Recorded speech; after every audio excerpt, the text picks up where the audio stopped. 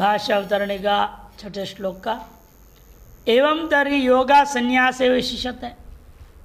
यदि ऐसा है फिर तो योग के अपेक्षा संन्यास तो श्रेष्ठ है। कथम तरीदम उक्तम त्रियोस्तु कर्म संन्यासात् कर्मयोग विशिष्ट इति।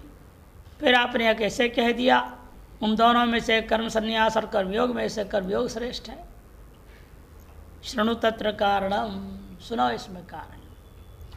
तुमने पूछा क्या था उसके अनुसार तो जवाब दूंगा। यद्यपि संन्यास श्रेष्ठ है, किस दृष्टिकोण से है ये भी तो समझो। और तुमने ज्ञान के दृष्टिकोण से पूछा ही नहीं है। ज्ञान के दृष्टिकोण से संन्यास तो सर्वश्रेष्ठ है, ज्ञान का प्रमुख साधन वही है। लेकिन तुमने वो नहीं पूछा है, इसलिए त्वया पृष्ठम केवलम कर्म संन्यासम कर्मयोगम च विप्रेत्य। तुमने जो पूछा है कर्म संन्यास और कर्मयोग इतने मात्र दिमाग में रखते हुए ते और अन्य तरह कहा श्रेयन, इन दोनों में से कौन सा श्रेष्ठ है, ये तुम्हारा प्रश्न था। तद अनुरूपम प्रतिवचनम मया उक्तम, उसके अनुरूप प्रतिवचन मैंने भी जवाब भी मैंने दिया है। कर्म संन्यासात् कर्म योगो विशिष्यते इति ज्ञानम अनपेक्षा। देखो ज्ञान की अपेक्षा न रखते उस दृष्टिकोण से ही नहीं है। इसलिए पहले भूमिका में इतनी शास्त्रार्थ क्यों बांधे थे। ये प्रश्न यहाँ जो है समझना बहुत जरूरी था।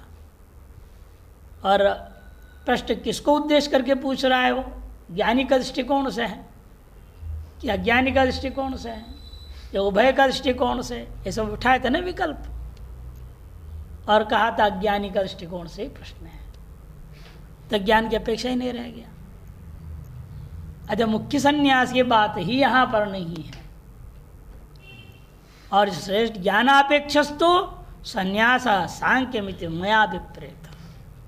ज्ञान की अपेक्षा का दृष्टिकोण अपनाओगे फिर तो जो संन्यास है वही सांख्य, वही ब्रह्म है, वही सर्वश्रेष्ठ है।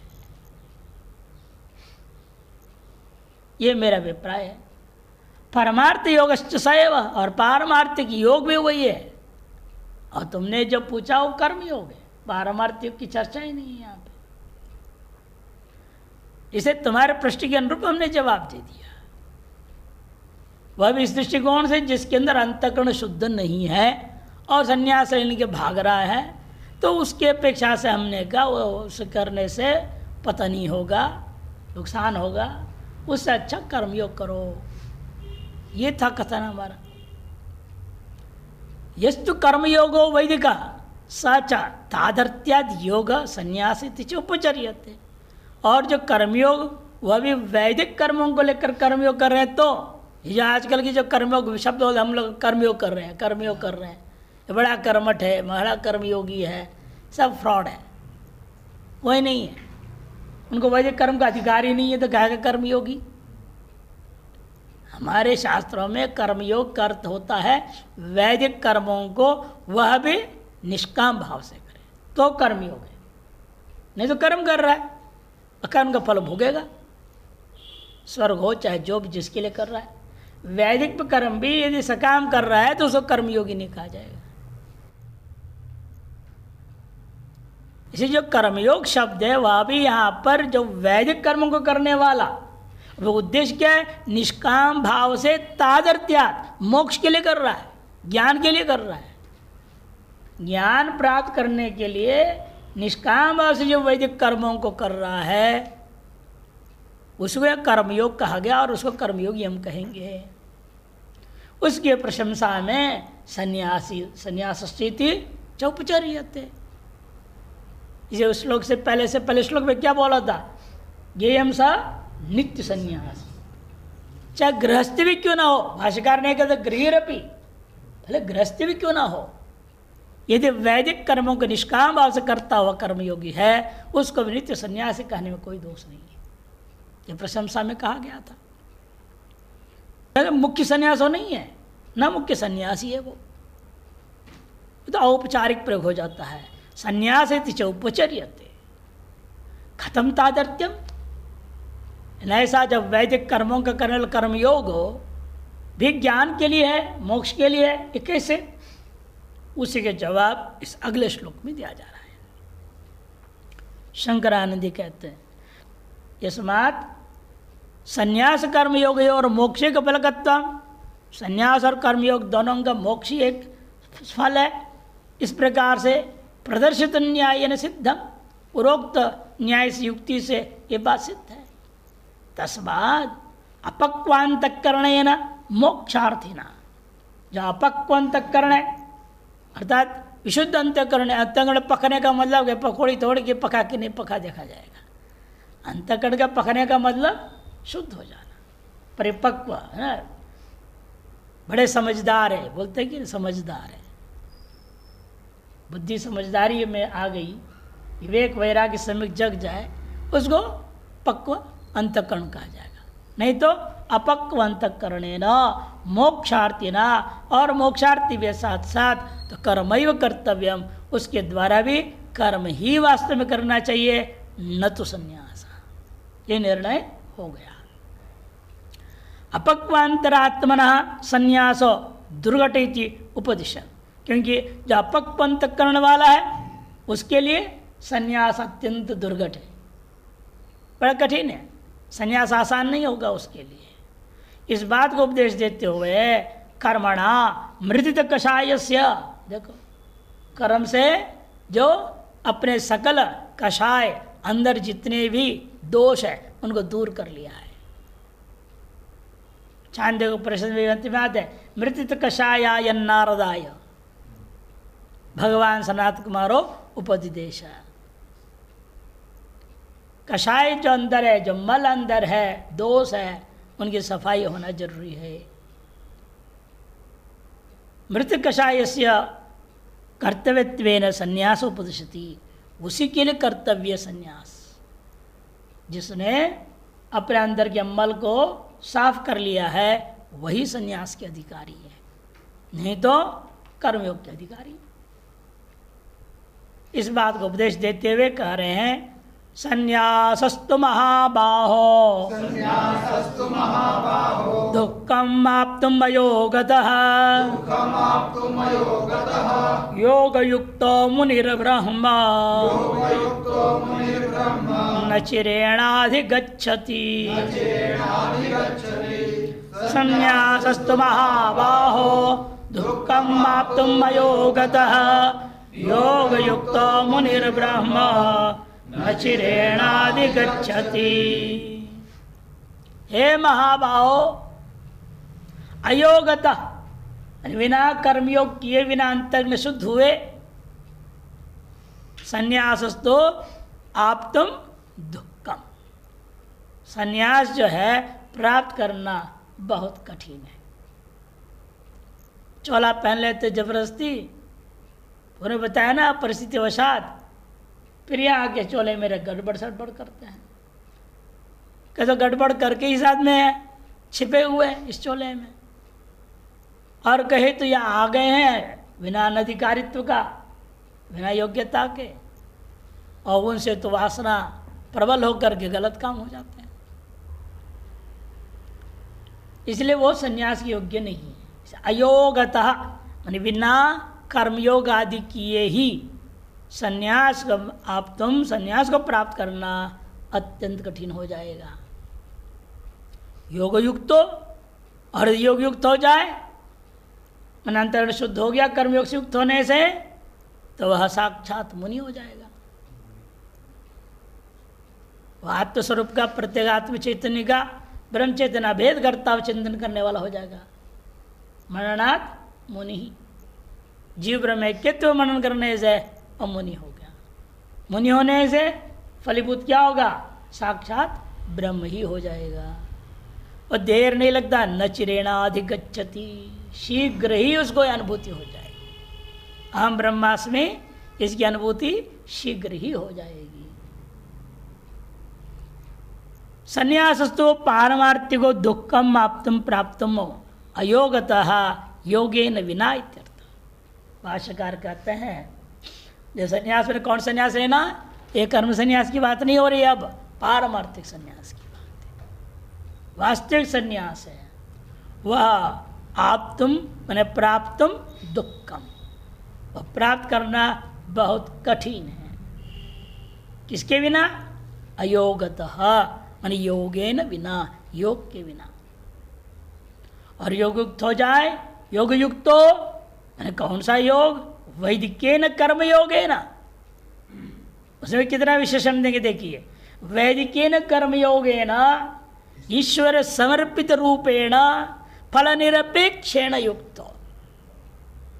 ये तीन आवश्यक बात है। कर्मयोग का मत लेने गया आपने मेहनत कर लिया, सेवा कर लिया, कर्मयोग हो गया। हम लोग इसको भी कर्मयोग बोल देते हैं, है कि नहीं? औपचारिक प्रयोग कर देते हैं। आएंगे लोग झाड़ू पोछा लगाए, हाँ कर्मयोग हो रहा है, ठीक है, इन्हें गौण शब्द है। वास्तविक कर्मयोग क्या है? आप वैदिक कर्म करें। वैदिक कर्म क्या है? आप ब्रह्मचारी हैं, ब्रह्म मुहूर्त में उठिए, स्नान आदि कीजिए, संध्या वंदन कीजिए, यह आपके वैदिक कर्म है। सूर्य को अर्घ्य दो, बिल चुकाओ कुछ तो। हाँ बिजली खर्च करते हैं और उसके भी आ जाता है पर्चा एक, इधर 1000 जमा करो, नहीं करेगा तो कनेक्शन कट। अब वो इतना प्रकाश दे रहा है हमको, इतना ऊर्जा दे रहा है, हमारे प्राण को पुष्ट कर रहा है, उसको तुम एक लोटा जल भी नहीं दोगे? बिल तो कुछ तो रोज करो, चुकाओ, नहीं तो भारी पड़ेगा एक साथ बाद में।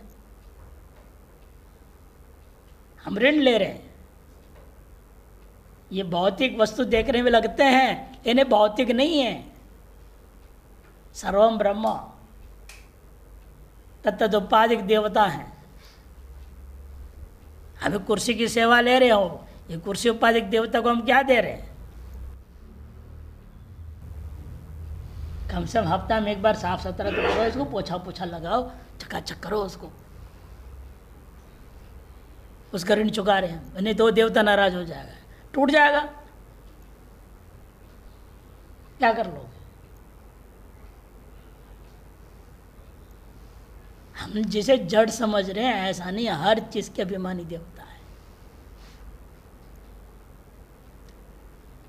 और देवताओं को प्रसन्न बनाए रखो, जितने वे प्रसन्न होंगे उतना आपके काम आएंगे, अंतःकरण शुद्ध हो गया। अब बाहर साफ कर रहे हैं, उसके माध्यम से अंदर साफ हो जाता है। ये विवेक पूर्वक करेंगे तो ज्यादा शीघ्र यह कर्मयोग भी असली कर्मयोग की ओर ले जाएगा। आपके दिमाग इतना तैयार हो जाएगा, सबसे जल्दी उठोगे ब्रह्म मुहूर्त में। अपने जानोगे तुम यजुर्वेद के हो, ऋग्वेद के हो, कौन से वेद के हो, उस वेदानुसार क्या संध्या होगी। अब आपको पता ही नहीं, सब यजुर्वेदीय संध्या किए जा रहे हैं। यदि आप मूलतः ऋग्वेद की, तो ऋग्वेदीय संध्या पद्धति करनी पड़ेगी। और जिसको पता ही नहीं कोई वेद, अपने आप को यजुर्वेद कह देता है। अरे पता तो लगाओ, तुम्हारा वंश अनुवंश कहाँ से चले आया हुआ है, कौन सी वेद तुम्हारा मूल में है।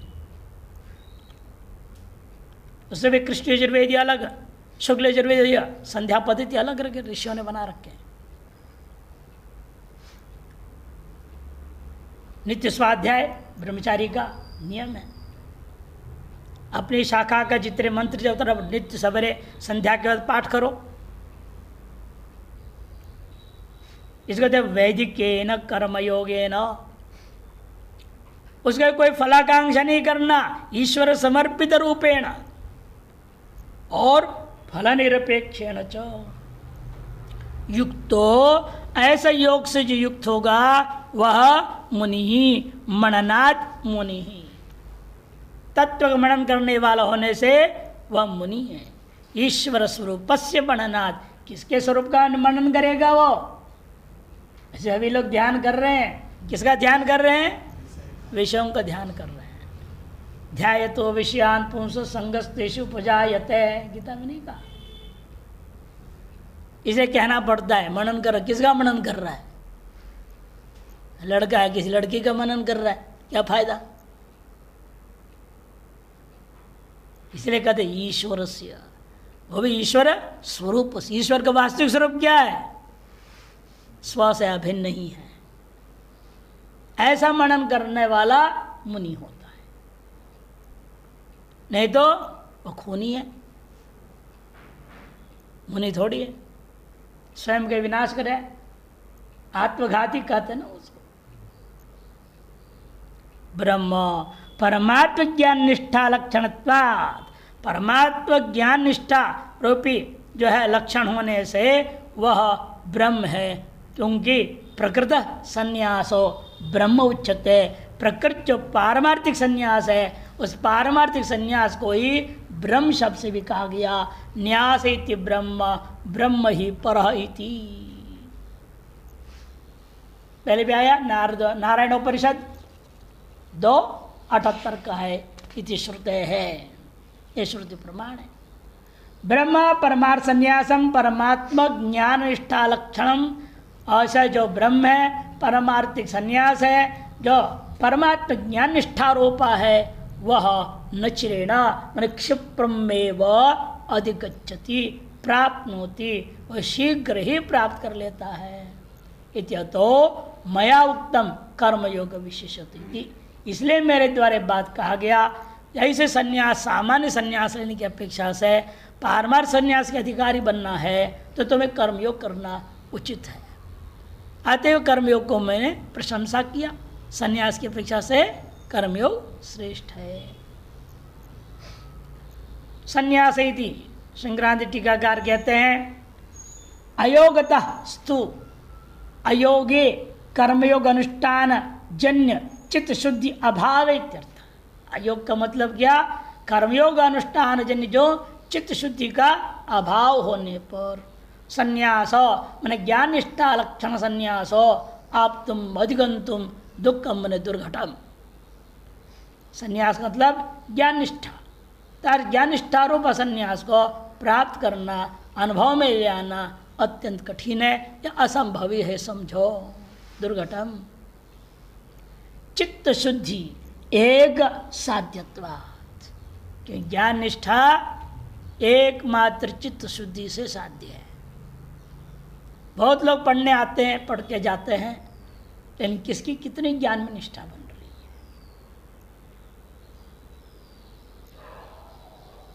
पहली बार जब गुरु के आदेश से मैं पढ़ाने लगा, शास्त्रों का स्वाध्याय शुरू किया 1990 के जनवरी में, तब अब 6 विद्यार्थी थे। उनमें से एक ब्राह्मण देवता थे, उसका नाम रामकृष्ण उपाध्याय। पूरा पढ़ने के बाद मैंने कहा कि भाई 3 साल से आप लोग सुने हो, अपना कोई बात कहो, क्या मिला आपको, क्या आपको समझ में आया? सब ने अपने अपने बात कहे अच्छी, लेकिन वो जो कहे है उपाध्याय जी, वो कहते महाराज जी मुझे तो 2 चीज मिली आपके यहाँ से। अरे अद्वैत पढ़ा है, 2 कैसे मिला भाई?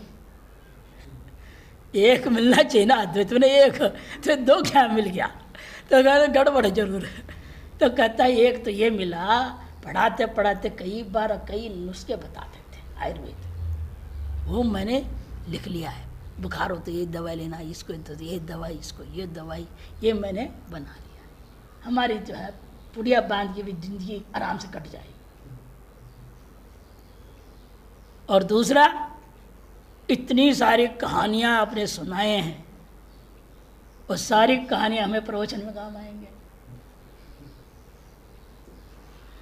और उन्होंने दिखाया, ये देखिए कॉपी है, ये आयुर्वेद विभाग 20 पन्ना भर गया, और कहानियां अलग 250 पन्ने भर गए। आराम से रोजाना एक भी कहानी उठा के मैं प्रवचन कर दूं तो मेरा काम तो बढ़िया चलेगा। इन लोगों के पढ़ने का उद्देश्य क्या है, कहना बड़ा मुश्किल है। कौन किस लिए सुन रहा है बात? इसलिए इनका कहना है चित्त शुद्धि एकमात्र साध्य ज्ञान निष्ठारोपा संन्यास कारणाभावे कार्याभाव। जब कारण ही नहीं रहा चित्त शुद्धि नहीं है तो कार्य रूपा ज्ञान निष्ठा रूप पारमार्थिक संन्यास भी नहीं हो सकता। इति न्यायेन कर्म संभावित चित्त शुद्धि अभावे संन्यासो न सिद्ध्यति इत्यर्थः। कर्म से संभावित चित्त शुद्धि का अभाव हो जाए संन्यास को कदाचित अपनी संभव सिद्ध नहीं हो सकता। एवं संन्यास से कर्मयोग अनुष्ठान संभावित चित्त प्रसादैकलभ्यत्व निश्चित्य, इस प्रकार से संन्यास जब कर्मयोग अनुष्ठान के से संभावित जो चित्त प्रसाद चित्त शुद्धि रूपा एकमात्र साधन से लभ्य है, यह बात निश्चय करके इदानीं कर्मयोगेन स्वपक्वांतकरणस्य, कर्मयोग के द्वारा जिसका अंतकरण अत्यंत शुद्ध हो चुका, ऐसे जो मुख्य हो संन्यास एवं कर्तव्य इत्याशयन, उसके लिए ज्ञान निष्ठारोपा संन्यास ही करना चाहिए। इस आशय से उत्तरार्ध में कहा गया योग युक्त मुनिर ब्रह्म इति। योग युक्ता योगेन योगानुष्ठान संभूत चित्त प्रसादेन, योगानुष्ठान से संभव होने उत्पन्न जो चित्त है के शुद्धि उससे युक्त हुआ संयुक्त हुआ व्यक्ति स्वयं ऐसा जो मुक्षु है वह मुनिर गृही ब्रह्म, भले वो गृहस्थ भी क्यों ना हो वह भी मुनि है। और क्या प्राप्त करेगा? ब्रह्म को प्राप्त करेगा। ब्रह्म शब्द नत्र संन्यास उच्यते। ब्रह्म शब्द से यहाँ पारमार्थिक शुद्ध आत्मा को नहीं लेना है, संन्यास को ही लेना। क्यों? न्यास इति ब्रह्मा, दीर्घ हो गया है, दीर्घ काट देना दोनों। न्यास इति ब्रह्म ब्रह्म ही परः इति श्रवणात्, ऐसे नारायण उपनिषद में श्रुति में सुनने को मिलता है।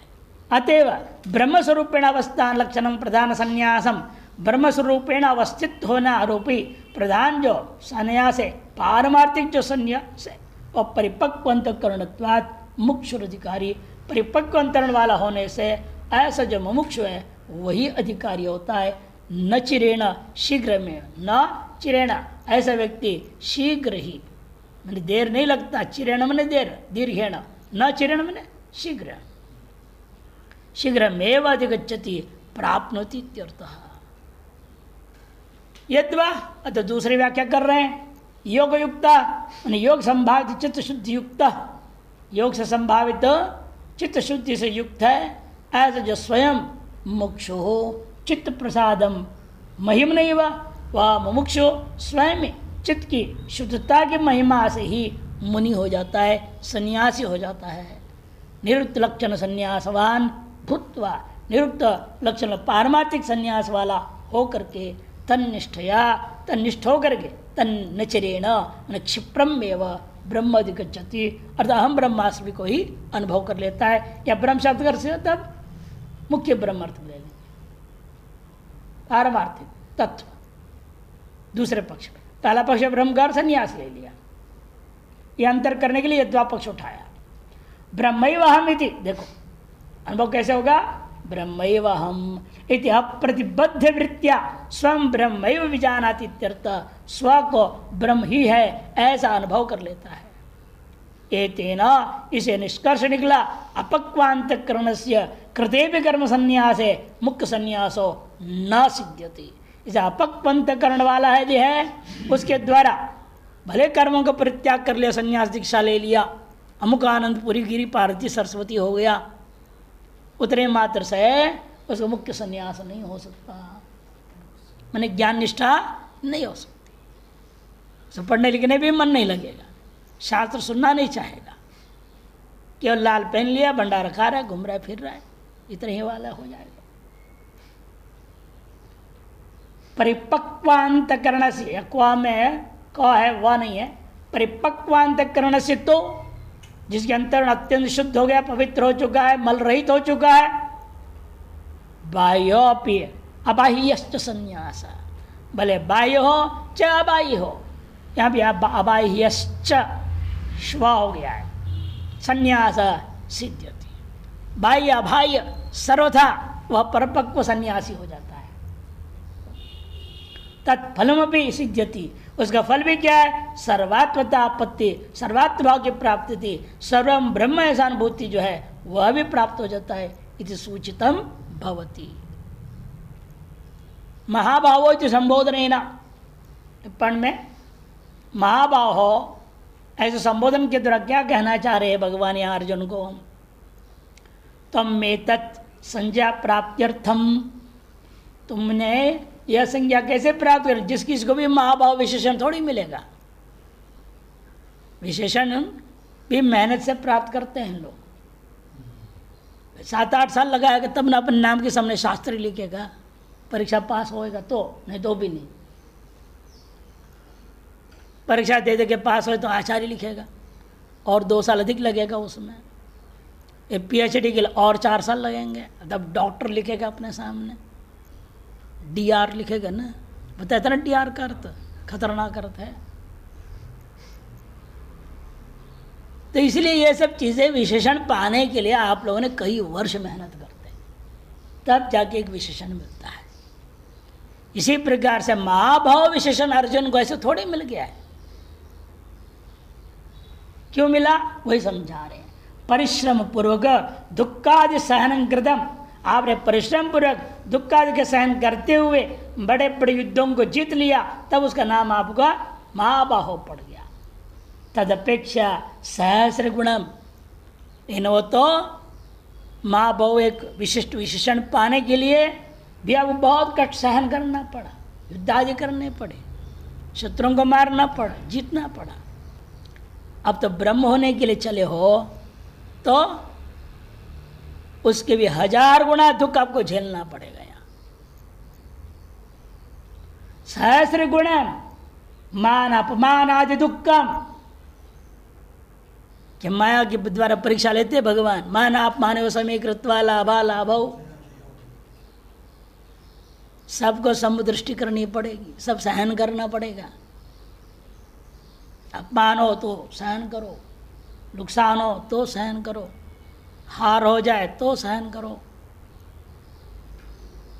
इसलिए कहते हैं मान अपमान आदि दुखम परमार्थ पथि त्वया सोढ़व्या, इस पारमार्थिक मार्ग में तुम्हें सब सहन करना पड़ेगा, तभी जाकर के तुम भी पारमार्थिक संन्यास रूपा ज्ञान निष्ठा के योग्य हो सकोगे। यह संबोधन के द्वारा सूचित किया। यथा अंजलि भी न शक्यम पातुं वाताः तथैव संन्यासोपिति ज्ञेयम्, जैसे हाथ के से मुट्ठी बांध करके आप क्या वायु को हवा को पकड़ सकते हो, नहीं, उसी प्रकार से संन्यास भी पाना आसान नहीं है। बड़ी युक्ति से पकड़ना पड़ता है वायु को। गैस सिलेंडर भरते हैं ऐसे थोड़ी गैस भर जाता है, पाइप को डाल दो हवा में तो यहीं भी आप लोग भर लें। फिर इसने हल्ला मचा दिया, नाली से भी गैस बन गया, चाय बना लिया। नाली में आप भी पैसे घुसाओ, उससे गैस सिलेंडर भर जाए। इसलिए हवा भी विशेष है, उसको भी भरने के लिए बड़ी तरीके से बांध किया जाता है। गुब्बारे में भी हवा भराने की देखो ना, उसको बना रखे हैं ये चीज़, ऐसे थोड़ी भरेगा। आपसे भी मुंह से भी कितना जोर लगाना पड़ेगा। पहले पेट में हवा भरो, पूरा छाती भर लो, फिर उसको मारो उसमें, तब गुब्बारा भरता है। इसे हवा को बांधने के लिए आपको बड़ी युक्तियां इस्तेमाल करने पड़ते हैं, मेहनत करना पड़ता है, उसके बिना नहीं होता। इसे अंतःकरण शुद्ध करना, मन को बांधना भी अत्यंत कठिन है। यथा अंजलि भी न शक्यम पातुं वाताः तथैव संन्यासोपिति, के उसी पर संन्यास भी प्राप्त करना, उसको भी अपने में समाहित कर लेना आसान नहीं है। अतएव उक्तम, इसे कहा गया जोषित सर्वकर्माणि इति, विद्वान का काम है जो भी अपने पास आएगा उसको कम से कम 3 साल काम में लगाओ। सीधे संन्यास देते गड़बड़ करते हैं लोग।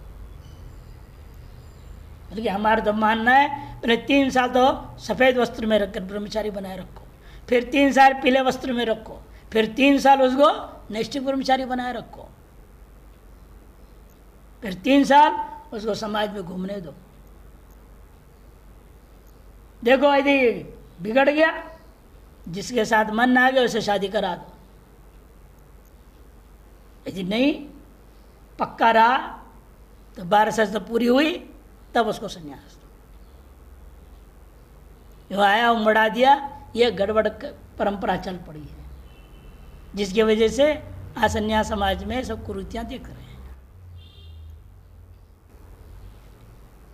इसलिए कहते हैं यहाँ पर भी इतना आसान नहीं है। जो से सर्वकर्माण विद्वान के लिए निर्देश दिया था भगवान ने, सही लोके मुनिर्भवती यह काम क्रोध वर्जिता, वही इस लोक में मुनि होता है यह काम और क्रोध से रहित होता है। काम ऐसे क्रोध ऐसा रजोगुण समुद्भवा, महाशनो महापापमा का है, विद्येनम वैरिणम, ये वैरी है। इनको जो जीत लिया वही वास्तव में मुनि कहा जा सकता है। अयोगता योगाभावे सतीत्यर्थ। खत्म। प्रमादिनो बहिश्चित्ता, वार्तिककार बृहदारण्यक के सुरेश्वराचार्य लिख रहे हैं, संन्यास लेने से क्या हुआ? यदि ये चीज आप पे दिखाई दे रहे हैं, आप समझो आपके कर्म फूटा हुआ है, खराब है, प्रमादी हैं। यदि आप भले संन्यास लिए हो, यदि प्रमादी हैं आपको नुकसान होने वाला है। प्रमादिनो बहिश्चित्ता, बहिर्मुख है, जानना चाहते दुनिया को, ये सबको ये जानने की इच्छा जो होती है बाह्य वस्तुओं का। एक महात्मा है, वो सारे काम छोड़ के एक समय पर ऑन करेंगे, न्यूज़ सुने बिना उनको हजम ही नहीं होता रोटी। समाचार सुनेंगे, समाचार में कौन सी ब्रह्म ज्ञान दे रहे हैं? अरे यहाँ मर गया, उधर वो हो गया, इधर आग हो गया, उधर रेप हो गया, उधर अमुक ठम, यही तो गंदी बात है। और है क्या संसार की फालतू बातें?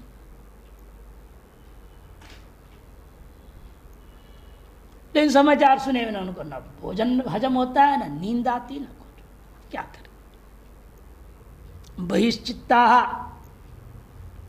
पिशुना, जो पिशुन है, इधर उधर आग लगाने वाले चमचे।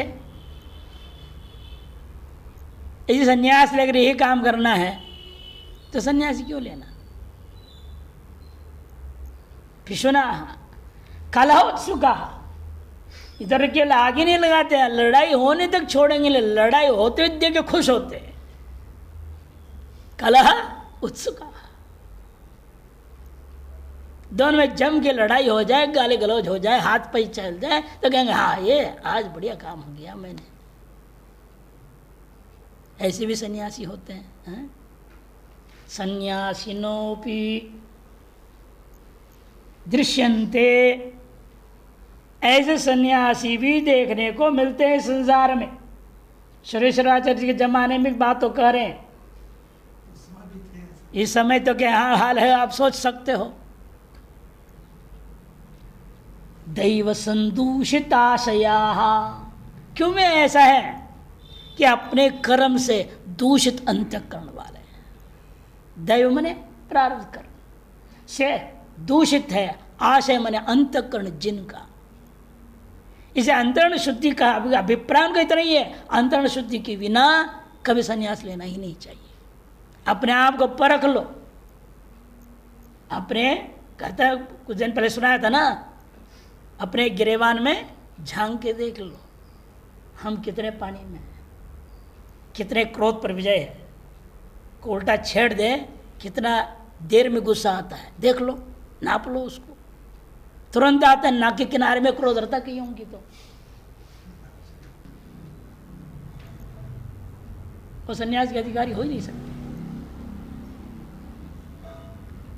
क्रोध करना गलत नहीं है, क्रोध का होना गलत है।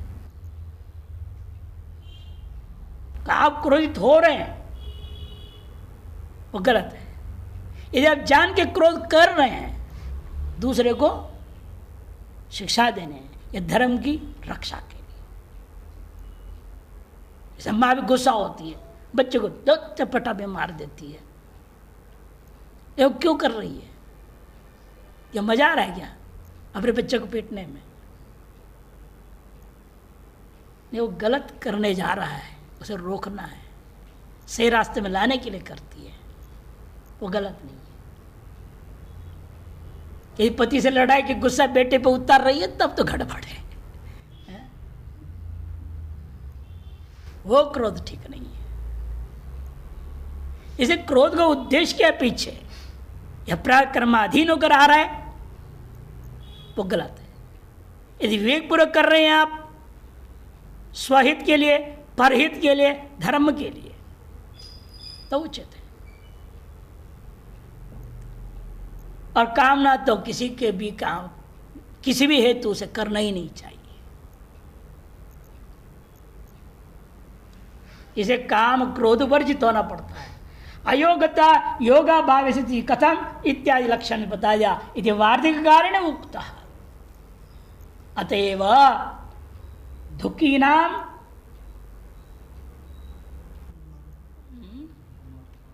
पुमर्थात नरक पर्यंत अधोगति, जो ऐसे दुखी हैं उनका वे पुरुषार्थ से तो गिरेंगे ही और नरक तक भी जा सकते हैं। पुमर्थात और नरक पर्यंत अधोगति फलगम प्राप्त होती थी भाव, अधोगति रूपा फल को प्राप्त करेंगे। इसीलिए ऐसे संन्यास लेने की अपेक्षा से कर्मयोग श्रेष्ठ है, ये कहा गया। संबोधन ने इदम अपनी ज्ञापित, पूर्वोक्त ज्ञापन के साथ इदम भी ज्ञापित कर दिया। तुंत महाभाव साध्य युद्ध रूपे कर्मण एवं अधिकृतोसी थी। महाभावत्व के साध्य युद्ध रूप कर्म में तुम अधिकारी हो, संन्यास की तुम अधिकारी नहीं हो, यह बात ज्ञापन कर दिया है हे महाभाव संबोधन से। यदा पुनः सम्यक दर्शन प्राप्ति उपायत्वेन, और जो पुनः सम्यक दर्शन प्राप्ति के उपायत्व न आप योग से युक्त हो जाओगे तो क्या होगा, योग युक्त शुद्धात्मा इत्यादि कहेंगे। संक्रांति यह कर्मानुष्ठान संप्राप्त चित्त शुद्धि जितेन्द्रिय सर्वात्भावापन्नो ब्रह्मवित्तम स शारम कर्म यत्किंचित कुर्वन्नपि न लिप्यते इत्याह। जो कर्मानुष्ठान से संप्राप्त चित्त शुद्धि के कारण जितेंद्रिय हो गया है, सर्वात्मभाव को प्राप्त कर चुका है, ब्रह्मवित्तों में सर्वश्रेष्ठ ब्रह्मवित्त है, वह उसके अपने शरीर से सगल प्रकार के कर्म का होते हुए भी सा शारीरम कर्म यत्किंचित कुर्वन्नपि, जो कुछ भी करते हुए भी न लिप्यते, वह लिप्त नहीं होता। इत्याह योगयुक्तो विशुद्धात्मा विजितात्मा जितेन्द्रियः सर्वभूतात्मभूतात्मा कुर्वन्नपि न लिप्यते। योगयुक्तो विजितात्मा जितेन्द्रियः सर्वभूतात्मभूतात्मा कुर्वन्नपि न लिप्यते। योग से युक्त विशुद्ध अंतःकरण वाला हो गया है, अतः विचित आत्मा अपने शरीर इसके माध्यम से होने वाले क्रियाकलाप उन सब पर विजय पा लिया है जिसने। विशुद्ध आत्मा में आत्मा शब्द का अर्थ भाष्यकार अंतःकरण लेंगे, और विजित आत्मा से आत्मा शब्द का अर्थ भाष्यकार शरीर को ही लेंगे। अतएव जितेंद्रिय हो गया, उसकी स्थिति कैसी होगी, सर्वभूतात्म भूतात्मा, सकल ब्रह्मा से लेकर के कीट पर्यंत सकल भूतों का आत्मभूत हो जाता है। सर्वभूतों का आत्मभूत है। ऐसे प्रत्येक चेतन है, केवल अपने एक शरीर का मैं प्रत्येक चेतन जीवात्मा नहीं समझता, वो समझता है सकल उपाधियों में मैं ही जीव रूपेण हूं। इसको कहते सर्वभूतात्मा भूतात्मा। सर्वेशाम भूतानाम मने स्तंभ ब्रह्मा से कीट पर्यंतानाम सकल भूतों का आत्मभूत, आत्म मने प्रत्येक चैतन्य, यस्य स सर्वभूतात्म भूतात्मा मने सम्यक दर्शी इत्यर्थ। जिसको कहा था ना 17, 18, 19, 20 घट घट में देखो जगदीश, सर्वोपाधि में खुद को ईश्वर रूपेण देखना। कुर्वन्नपि, ऐसे व्यक्ति जिस किसी भी शरीर में रह रहा हो, जिस किसी भी शरीर के साथ तादात्म्य हो गया हो, उस शरीर के माध्यम से सगल कर्मों को करते हुए भी उन कर्म का फलादि से संबंध नहीं होता।